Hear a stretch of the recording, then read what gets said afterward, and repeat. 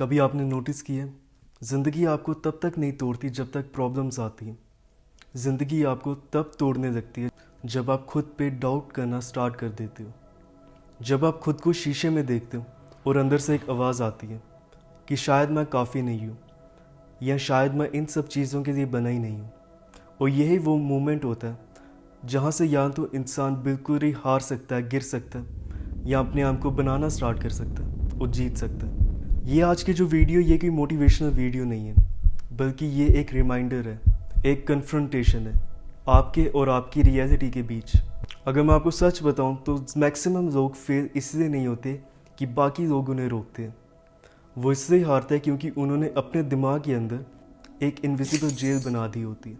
इस जेल की जो सलाखें होती है वो दिखाई नहीं देती, जो उसके लॉक्स होते हैं वो सुनाई नहीं देते, लेकिन इस इनविजिबल जेल की जो रिस्ट्रिक्शंस होती हैं वो रियल होती है।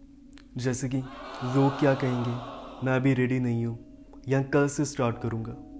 और धीरे धीरे आपके जो ड्रीम्स हैं, आपके जो सपने हैं, वो पोस्टपोन होते होते डिसअपेयर हो जाते हैं, बिल्कुल ख़त्म हो जाते हैं, गायब हो जाते हैं। आप फिज़िकली तो बिल्कुल फ्री हो, लेकिन आप मेंटली परमिशन मांग रहे होते हो। और सबसे डेंजरस बात, आपको लगता है कि ये सब चीज़ें नॉर्मल है। और फिर एक दिन आता है और आप रियलाइज़ करते हो कि आपको कोई भी बचाने नहीं आ रहा। ना कि परफेक्ट मोटिवेशन, ना ही कोई परफेक्ट अपॉर्चुनिटी, सिर्फ आप खुद। और फिर उस मोमेंट पे दो चॉइसेस होती हैं, या तो आप अपने एक्सक्यूजेस को प्रोटेक्ट करते रहो या अपने पोटेंशियल को। जो ग्रोथ होती है वो कंफर्टेबल नहीं होती, और ग्रोथ लाउड भी नहीं होती, इसका बिल्कुल भी शोर नहीं होता। और ये एक स्लो प्रोसेस है, काफ़ी ज़्यादा slow. Early mornings, lonely decisions, consistency maintain करना जब कोई भी नहीं देख रहा हो, और यही सब जो मोमेंट्स होते हैं ये आपका फ्यूचर बिल्ड करते हैं। लोग बोलते हैं कि फ्रीडम एक फीलिंग है, लेकिन ऐसा बिल्कुल भी नहीं है। जो फ्रीडम होता है वो एक डिसीजन होता है आपका, और वो डिसीजन होता है कि जो आपकी पास्ट रियलिटी होती है आप उसको फिर से रिपीट नहीं करते।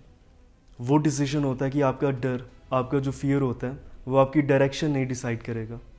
हर बार जब आप एक डिफ़िकल्ट डिसीजन चूज़ करते हो तो आप अपने आप को उस जेल से निकालने की कोशिश करते हो।